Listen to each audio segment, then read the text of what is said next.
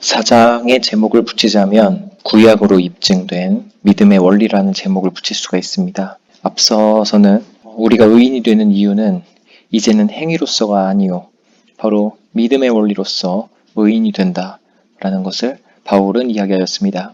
그것의 사례로 구약의 아브라함과 다윗으로 그 근거를 이야기하고 있는 겁니다. 설파 순서는 첫 번째 인류의 타락상이죠. 그 다음 두 번째 믿음으로 얻는 은혜로 구원을 하신다는 방법입니다. 믿음의 원리, 바로 이게 구원 방법이죠. 그 다음에 이것을 이 구약의 사례로 이야기를 하는 겁니다. 자, 먼저 그런즉 육신으로 우리 조상인 아브라함이 무엇을 얻었다 하리요? 아무것도 얻지 않았다라는 것을 이제 서리법으로 표현을 하는 거죠. 만일 아브라함이 행위로서 의롭다 하심을 받았다면 자랑할 것이 있으려니와 하나님 앞에서는 없느니라. 이거는 앞선 로마서 3장 27절에 예로 든 거라고 볼 수 있겠죠. 3장 27절은 우리에게 자랑할 것이 없게 하려고 하셨다라는 것이죠. 아브라함도 자랑할 수가 없다라는 거예요. 자, 이제 3절입니다. 성경이 말하는 것은 무엇이냐? 여기서 성경은 당연히 구약을 이야기하는 겁니다. 이 성경이 무엇을 말하느냐? 아브라함이 하나님을 믿음에 그것이 그에게 의로 여겨진 바 되었느니라. 그러면은 여기 있는 것과 대조를 이루게 되는 겁니다. 아브라함은 행위로서 의롭다 하심을 얻은 게 아니라 하나님을 믿었기 때문에, 그럼 무엇을 믿었을까요? 목적어가 빠져 있죠. 바로 언약을 믿었다라는 것이 빠져 있는 겁니다.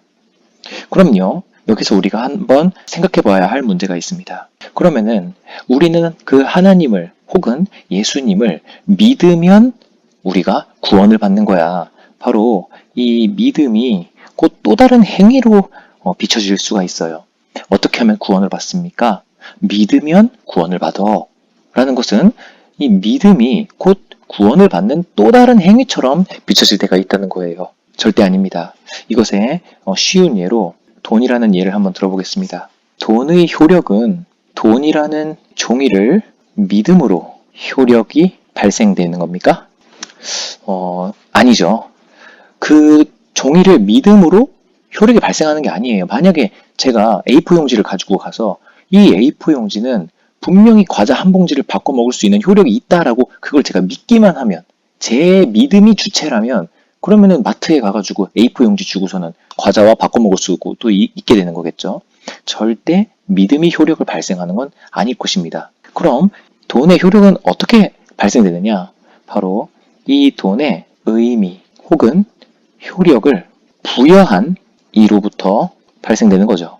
당연한 거겠죠. 한국은행이면 한국은행, 국가면은 국가.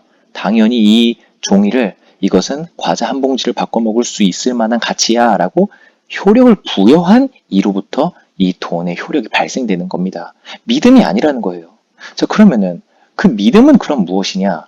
믿음은 그 돈을 사용하려면, 이 돈을 사용하려면 이 효력을 믿어야 돼요. 그래서 믿음은요, 구원의 효력에 영향을 미치는 것이 아니라 믿음은 그저 통로일 뿐이에요.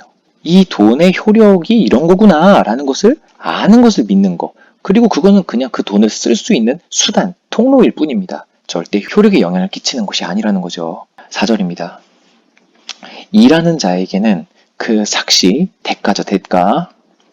이 대가가 은혜로 여겨지지 아니하고 보수로 여겨지지만 이를 아니할지라도 경건하지 아니한 자를 의롭다 하시는 이게 누구죠? 바로 앞서 3장까지 이야기했었던 예수 그리스도죠. 경건하지 아니한 자를 의롭다 하시는 이요.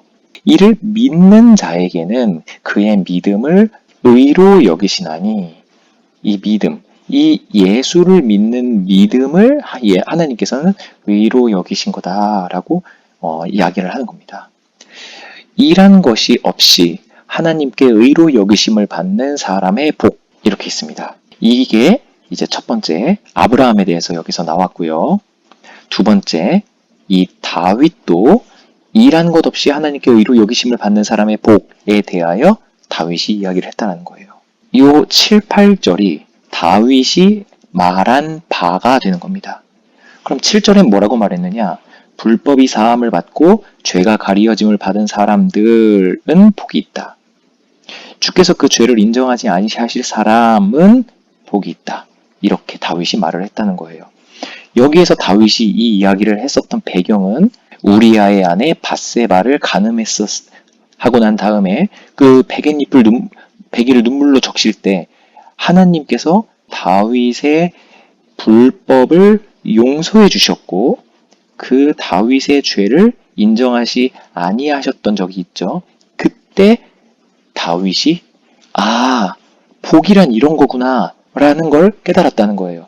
인간의 행위가 아니라, 행위는 뭡니까? 밧세바를 간음한 행위죠. 그리고 이 밧세바를 간음한 것을 어떤 행위로 하나님 앞에 죄값을 치를 수가 있겠어요? 그것을 깨달은 다윗은 엄청난 자신의 죄에 대한 통감으로 인하여 괴로웠습니다. 하지만 결국엔 하나님께서는 사함을 해주시고 그 죄를 간과하심으로 다윗에게 입은 그 은혜를 다윗은 이 당시에 깨달았다는 걸 구약을 예로 들어서 바울이 이야기를 하고 있는 거죠. 여기까지가 아까 말씀드린 구약으로 입증된 믿음의 원리, 첫 번째 아브라함 에피소드, 두 번째 다윗의 말, 이거 두 가지를 가지고 믿음이 곧 의인이 되는 방법이다 라는 것을 근거로 들은 겁니다. 자, 그럼 9절부터는 뭐냐 하면 할례자에 대해서 이야기를 하는 거예요. 바로 할례라는 이 형식이 의인이 되는 것에 어떠한 영향이 있는가에 대한 대답을 해주는 겁니다. 자, 그런즉 이 복은 그 거저받은 은혜의 그 복, 우리를 의인 삼아 주시는 그 복을 이야기하는 거죠. 할례자에게냐? 아니면 무할례자는 이방인을 의미하죠. 이방인에게도냐? 이 복에 미치는 그 영향력이 할례자에게만이냐? 아니면 이방인에게도냐? 무릇 우리가 다시 말하기를 아브라함에게는 그 믿음이 의로 여겨졌다라고 했다. 어디에서요? 요 바로 위에서요. 그런즉 그것이 어떻게 여겨졌느냐? 한번 생각해봐라. 아브라함은 의인이다라는 것은 유대인들의 발상 속에선 당연한 말입니다. 그런데 바울이 이렇게 얘기를 하는 거예요. 할례를 받고 난 다음에 아브라함이 의인이 된 거냐? 아니면 하나님이 의인으로 부르신 이후에 할례를 주신 거냐? 그러니까 의인이 먼저고 할례가 나중이냐? 할례가 먼저고 그러므로 의인이 된 거냐? 이렇게 얘기를 하는 거예요. 당연히 하나님께서 아브라함을 부르셨었던 당시에는 아브라함은 할례를 받기 전이겠죠. 당연히요. 아브라함이 할례를 받은 것은 하나님의 부르심이 있고 난 이후에 할례를 받은 겁니다. 당연하지만 되게 치명적인 논리를 가지고 와서 근거를 제시하는 겁니다. 할례는 의인이 된 이후에 받는 거였지 할례를 받은 게 먼저고 너 잘했다 그러니까 의인이다 라고 한 게 아니라는 거예요. 11절입니다. 그가 할례의 표를 받은 것은 무할례 시에 믿음으로 된 의를, 이 의는 당연히 믿음으로 됐다는 거예요. 이거를 인친 것이니 여기서의 인은 도장인이라는 한자입니다. 도장 찍어줬다는 거예요. 이는 무할례자로서 믿는 모든 자의 조상이 되어 그들도 의로 여기심을 얻게 하려 하심이라. 자, 여기서 인쳤다라는 거, 우리가 어떤 계약서를 쓸 때 이 계약서에 도장을 찍습니다. 근데 여러분 그거 아십니까? 계약서에요, 도장을 꼭 찍지 않아도 그 계약은 이거는 유효해요. 유효. 도장 안 찍어도요. 내가 이 집을 너에게 줄게. 대신 이 집값으로 3억을 나한테 줘. 라고 구두로 계약을 할 수도 있는 거예요. 그래서 그 계약은 거기서부터 이제 유효한 겁니다. 법적으로 정말 그렇습니다. 도장을 굳이 안 찍어도 되는 거예요. 그럼 이 도장의 효력은 뭘까요? 도장의 효과요. 이 도장의 유익은요.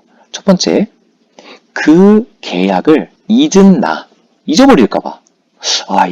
내가 그 사람한테 3억에 줬더라, 4억에 줬더라, 이런 거 잊어버릴 수도 있어요. 그때 계약서를 보고 3억이라는 돈에 도장이 찍혀 있는 겁니다. 그러면 3억이었구나, 라는 것을 다시 상기시킬 수가 있겠죠. 자, 두 번째, 누구를 위해서일까요? 바로 속이고 의심하는 다른 이들, 타인들을 위해서입니다. 야, 너 진짜 그 집 3억에 산 거 맞아? 이렇게 의심을 하는 거예요. 그러면은 정말이야. 하고서는 계약서를 보여주죠. 그때 야, 그 계약서 네가 A4 용지로 만든 걸 수도 있잖아 라고 의심하는 타인에게 야, 여기 그 사람의 도장이 있잖아 라고 하면은 정말 그러네 라고 믿게 되는 효과가 되는 겁니다. 이게 할례라는 게 이것과 똑같은 효력을 갖습니다. 내가 정말 하나님에게 의를 칭함을 받았는 칭의를 받은 하나님의 백성인가를 잊어버렸을 때 우리는 바로 할례를 오늘날의 세례라고 바꾼다면 세례와 성찬을 통하여 우리는 하나님의 것이구나 라는 걸 상기하고 또 야, 네가 정말 하나님의 것이야? 라고 속이거나 의심하는 다른 사람들에게 나는 하나님의 것이야 라는 것을 온 천하에 공표하는 세례, 성찬 등을 통하여 우리들은 이 하나님의 인치심을 우리의 효력이 그대로 우리가 누릴 수가 있게 되는 거죠. 자, 12절입니다. 또한 할례자의 조상이 되었나니 곧 할례 받을 자에게뿐 아니라 할례 받을 자는 누굴까요? 유대인이죠. 아브라함의 백성들, 이스라엘이라고 해도 됩니다. 자, 이스라엘 사람들에게 뿐만이 아니라 우리 조상 아브라함이 이방인이었던 당시에 가졌던 믿음의 자취를 따르는 자들에게도 그러하니라. 이렇게 얘기를 하는 겁니다. 13절입니다. 아브라함이나 그 후손에